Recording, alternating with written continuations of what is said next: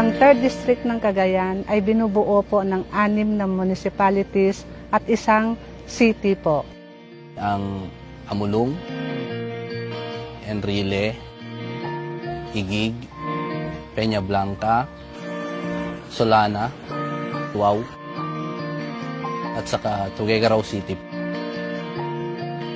Pinaka dinadayo ng mga dumadayo rito is yung Pansit, Batil Patong. Ito pong lugar po namin sa Solana po, ito po ang tinatawag po nilang rice bowl po ng Cagayan. Kilala rin po rito sa Cagayan yung Calao Cave po sa Peña Blanca, Cagayan. Ganun din po yung Pinakanawan River.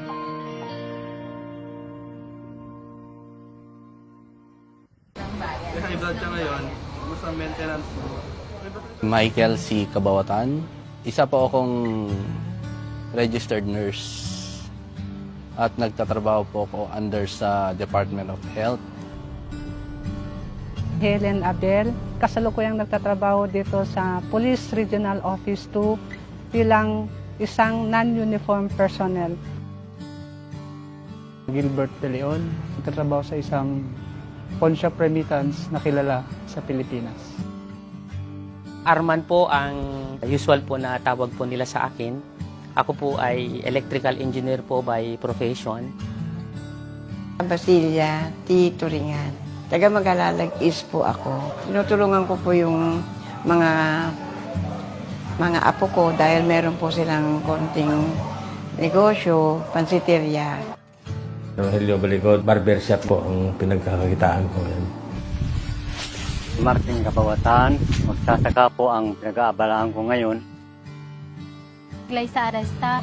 Ako po ay nag-aaral sa Cagayan State University, Andres Campus, at ang kurso po aking kinukuha ay Bachelor of Technology and Livelihood Education, major in Home Economics po.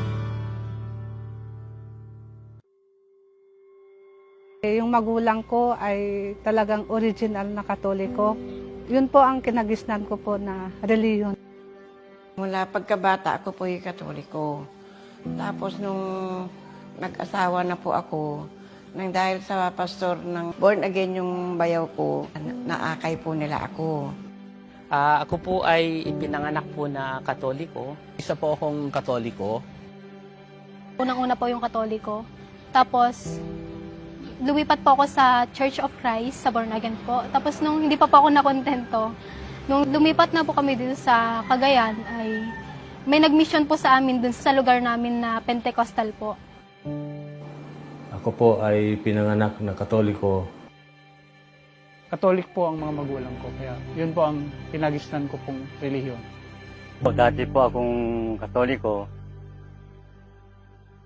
Isa po ako doon sa mga nangunguna, doon sa mga nagpupursisyon ng mga ribulto sa daan pagka piyesta po namin. Lagi po akong nagkukumpisal, nagsisimba tuwing linggo. Wala po sa isip ko na magpapalit po ng relihiyon.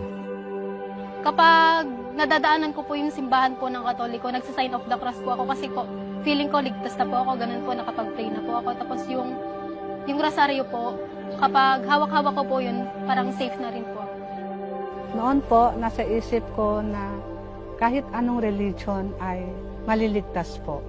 Every after po ng anihan, nagpupunta po kami dun sa Maipiat. Kasi nandun po yung itong si Virgin Mary. Siya po yung patron po ng Cagayan. Ang pananaw ko po sa Iglesia ni Cristo ay sila po ay maliit lang na organisasyon. Ang Iglesia ni Cristo po, parang ang tingin ko po noon, parang kulto. Kumbaga parang pinayparahan lang sila, ganon. Sabi nga namin, Iglesia ni Manalo. Nung nasa Manila po ako, nakatira ako sa malapit sa Sentral, sa Diliman. Kaya tuwing linggo at dumadaan sa tapat namin yung mga kapatid. Oh, dito na naman yung mga incomplete, sasabi ko. Ayoko pong maging iglesia noon. Kasi yung marami po silang mga gawain, yun ang inaayawan ko noon. Sinasabi po namin sa classmate namin, iglesia ni Tupac. Kapag may nag-uulam po kami ng dinuguan, ino-offeran po namin sila. Tapos tatawanan kasi hindi po nila tinatanggap yung offer po namin na dinuguan. Wala po kong kaida-ideya na meron palang ganitong reliyon, Iglesia ni Cristo. Nung ako'y maliit, hindi pa po. Wala pa kami nababalitaan na Iglesia ni Cristo. Dahil nga po sa bayan ng Enrile, Cagayan, ay solido po na Romano-Katoliko.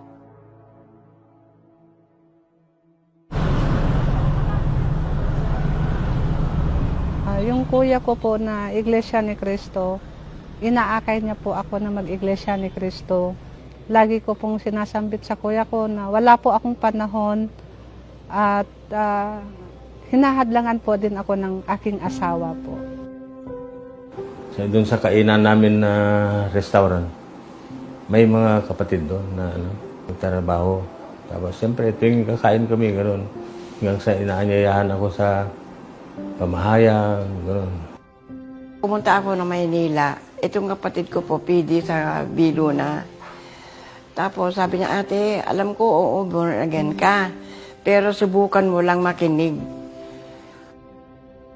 Meron din po akong kasamahan sa trabaho na Iglesia ni Cristo. Dati kong inuusig siya, kinukutsa ko siya sa araw ng kanilang pagsamba.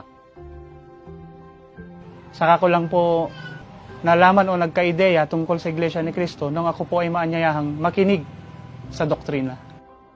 Ka-boardmate ko po, Iglesia ni Cristo po. Sila po yung, bali magkakaibigan po kasi sila, pero hindi po sila magkakasama sa isang boarding house.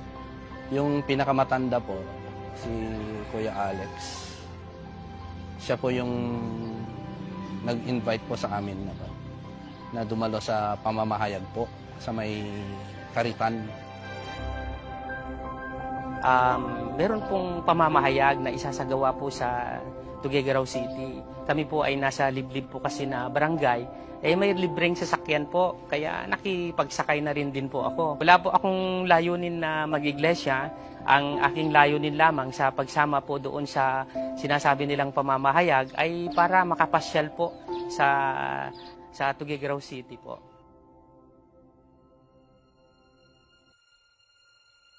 Welcome na welcome po ako noon nung minsan akong nakadalo sa ganong gawain. Namangha po ako sa disiplina ng mga kapatid sa iglesia po. Very accommodating po sila. Na-amaze din po ako kasi dahil kahit na napakalaki po ng crowd, napaka-disiplina po yung pag-aayos, na pagpasok pa lamang doon sa venue ay ginaguide na po hanggang doon sa pag-upo. Napakaayos po. Pagpasok ko po sa iglesia, talaga pong presentable po talaga ng mga kapatid po sa pagpasok, sa pag-upo, wala po talaga nagkikentuhan.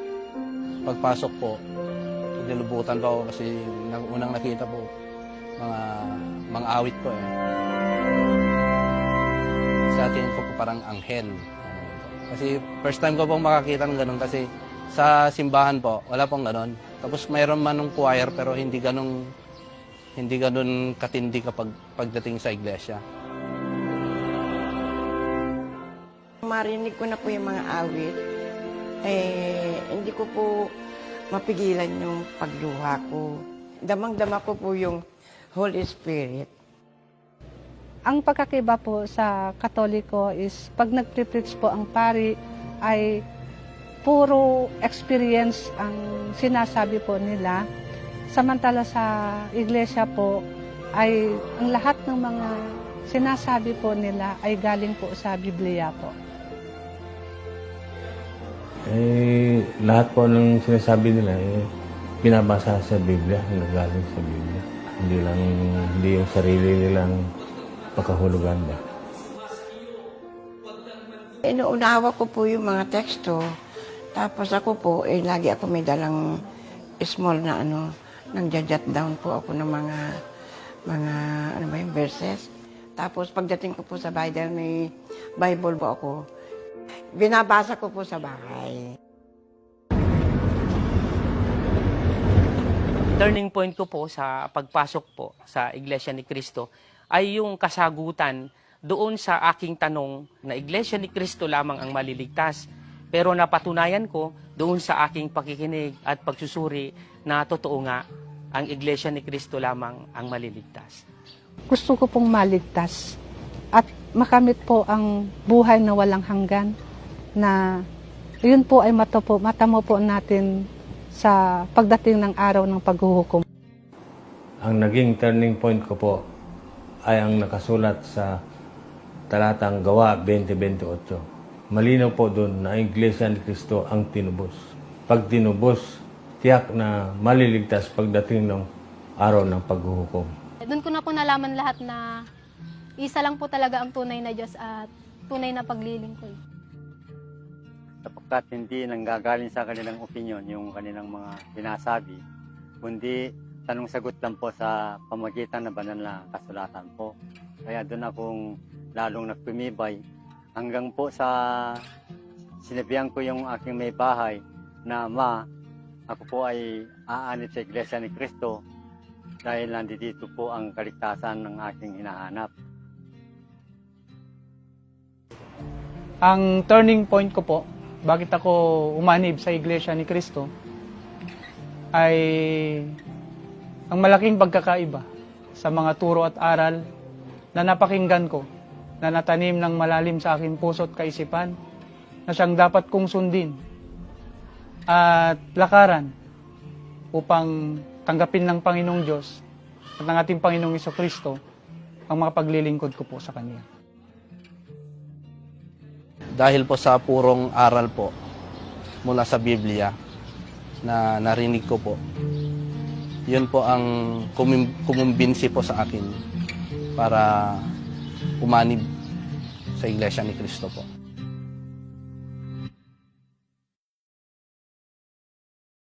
Noon pong ako ay nag-Iglesia ni Cristo, kapag umuwi po ako sa bahay, yon yung uncle ko po na yon, talagang sinasadya na umiinom po siya, tapos pupunta na po siya sa akin lasing.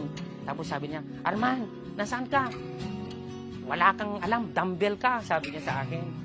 "Bakit anong nakain mo, anong naisip mo na pumasok sa iglesia na yan?" sabi niya sa akin. So, pagka ganun na hindi na lang ako lumalabas. Ang pag-uusig po nila, kung ano-ano pong paninira po, binabanggit nila sa iglesia. Kulto daw po. Dami-dami namang pwedeng aniban.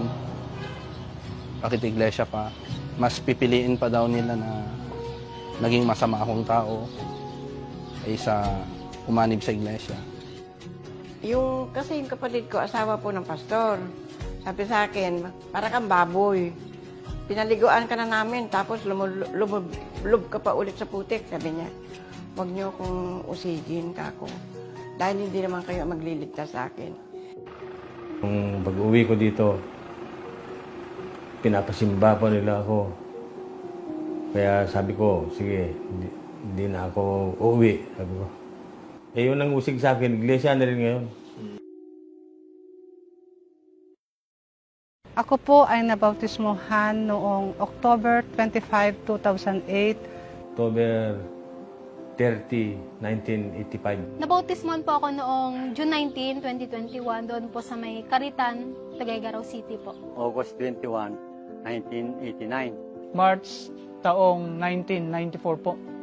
Nabautismahan po ako noong December 2006 po. Nung ako po ay nabautismohan, ay masaya po ako dahil napatawad po ako sa aking mga kasalanan. Talaga pong gumaan yung pakiramdam ko, naramdaman ko po yung pagsama ng ating Panginoong Diyos po. Yung araw na yun ay tunay po na naramdaman ko na ako na po ay tunay na Kristiyano po sa araw na yun.